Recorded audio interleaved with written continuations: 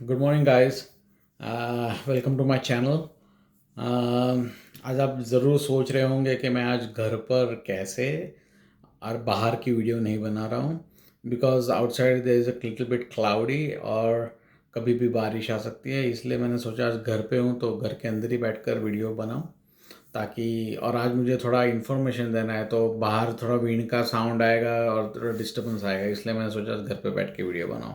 Okay, so main purpose for today's vlog is to give a fact and reality check and the information about the housing in Canada in COVID lockdown situation right now. Okay, to be clear, I'm not going to show you any fancy condominiums, apartment, house, or whatever. I'm not going to basically not going to give you any house tour. I'm going to give you a real fact right now, whatever is happening in Canada. Okay, तो शुरू करते हैं। अभी यहाँ पर अब देखा जाए तो कनाडा में एज़ यू नो आपको पता ही होगा, लेकिन जस्ट ब्रीफ दे रहा हूँ कि यहाँ पर हाउसिंग जो स्टार्ट होती है बेसिकली बेसमेंट होता है, 2 गज ज़मीन के नीचे, यानी थोड़ा 10-12 स्टेयर्स नीचे उतर कर अंडरग्राउंड बेसमेंट होता है। सेकंड बेसमेंट जो होता है वो ग्राउंड लेवल का होता है। फिर आते हैं रो टाउन हाउस, जिसे इंडिया में हम रो हाउस भी कहते हैं। अभी मैं तो बड़ौदा से हूँ तो वहाँ तो रो हाउस कहते थे।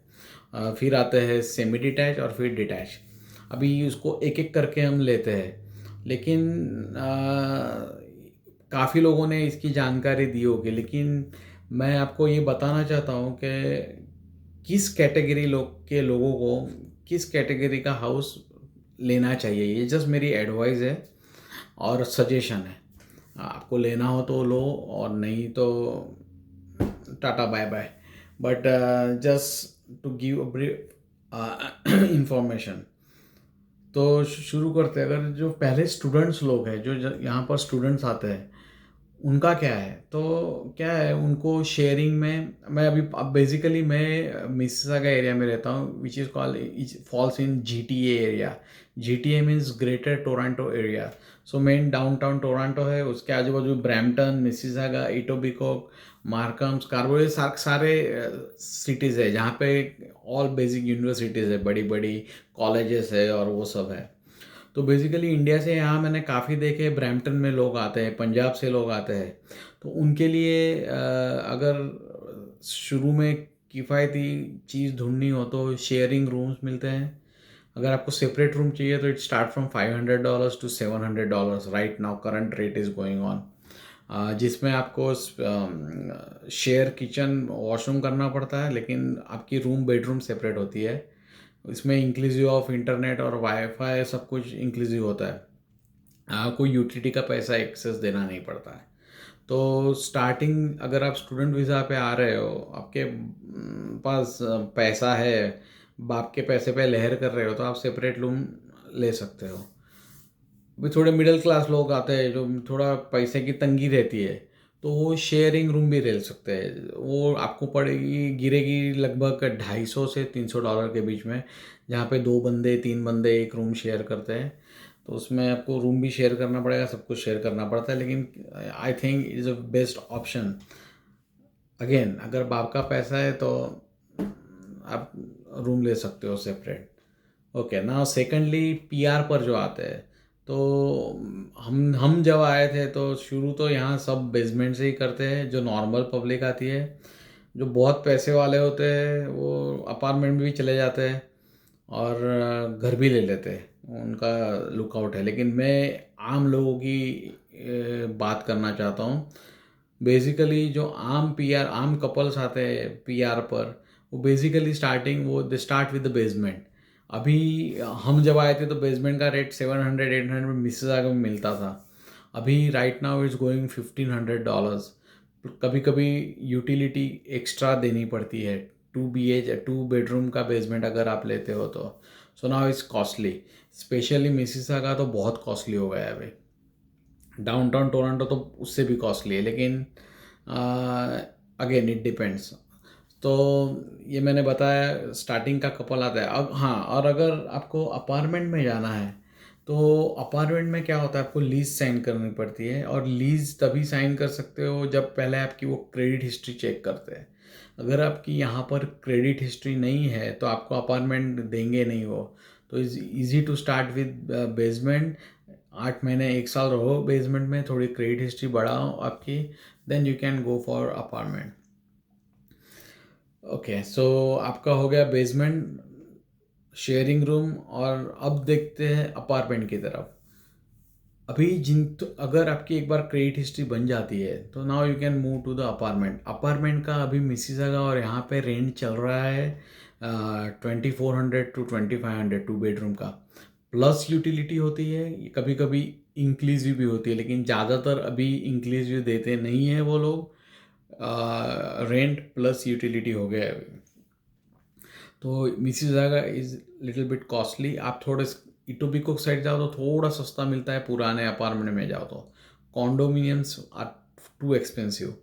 अभी कॉन्डोमिनियम में क्या होता है, फैसिलिटीज़ ज़्यादा होती है, like gym, swimming pool, club और ये सब। और अपार्टमेंट में ये सब फैसिलिटीज़ होती नहीं है, तो अपार्टमेंट थोड़ा सस्ता पड़ता है। अगर आपको 1800 में मिल जाएगा या 2200 में मिल जाएगा, कॉन्डोमिनियम गोज टू 2500 से लेके $2700 तक चला जाता है।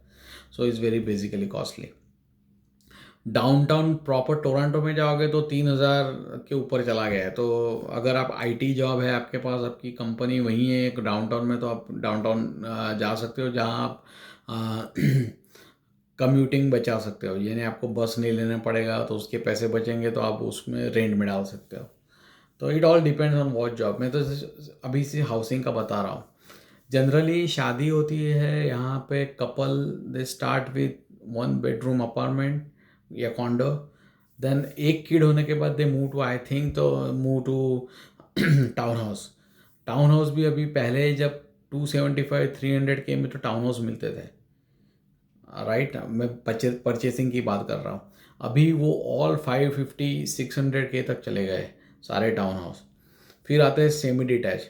अभी सॉरी, टाउन हाउस में क्या होता है, सबके घर से लगकर होता है, कोई डिस्टेंस नहीं है, सबकी वॉल कॉमन होती है। आपको सिर्फ पीछे और आगे फ्रंट यार्ड में थोड़ी जगह मिलती है, बैक यार्ड में मिलती है, और बैक यार्ड भी थोड़ी सी जगह तो आपकी रहेगी और बाकी सब का कॉमन प्लॉट रहता है। फिर आता है semi detach. Semi detach 3 side से ओपन रहता है, तो उसमें भी फ्रंट यार्ड बैक यार्ड, लेकिन वो सब आपका पर्सनल प्रॉपर्टी हो जाता है, पर्सनल लैंड हो जाता है उसमें। और थर्ड आता है detach, like detach from everything, वो चारों तरफ से खुला रहता है, तो but is most expensive now. अगर डिटैच हाउस की आप देखिए तो इज़ नाउ प्राइस चल रही है $1 million के ऊपर पहुंच गया है। Is really very tough to find a detach house और to afford a detach house. Downtown में ज़्यादा 1.5 मिलियन के ऊपर चला गया है। 700 to 800 अभी सेमी डिटैच हो गया है। और मैंने टाउन हाउस का तो आपको बताया। कॉन्डोमिनियम 1 बेडरूम अभी 1 बेडरूम प्लस डेन लो तो 420 के ऊपर चला गया है। अपार्टमेंट लेने जाओ तो भी 370 तक चला गया है। यानी अभी GTA में हाउस खरीदना तो आपकी दोनों की स्टेबल जॉब होनी चाहिए, then only you can afford it, otherwise I don't think so. यहाँ पे लोग काफ़ी आपको मिलेंगे, यहाँ तो मुर्दे को भी बेचने के वाले मिल जाएंगे, बोलेंगे मुर्दा ले लो काम आएगा, मेडिकल स्टूडेंट में आप उसको कटिंग करके यूज़ कर सकते हो। लेकिन भाई आप मेडिकल स्टूडेंट हो, आपका कुछ कॉलेज है, तो आप वो मुर्दा खरीदोगे? यहाँ तो लोग कुछ भी बेचने आओगे। तो अपनी जेब टटोले पहले, अपनी हैसियत पहले देख ले। मैं आपको डीमोटिवेट नहीं कर रहा हूँ, फैक्ट बता रहा हूँ। यहाँ कितने लोग हैं जिन्होंने बहकावे में आके घर ले भी लिया, 4-5 महीने चला भी उनका, एक की नौकरी छूट गई, ख़त्म, they back to they have to sell, the force closure करना पड़ा है कि बहुत लोगों को।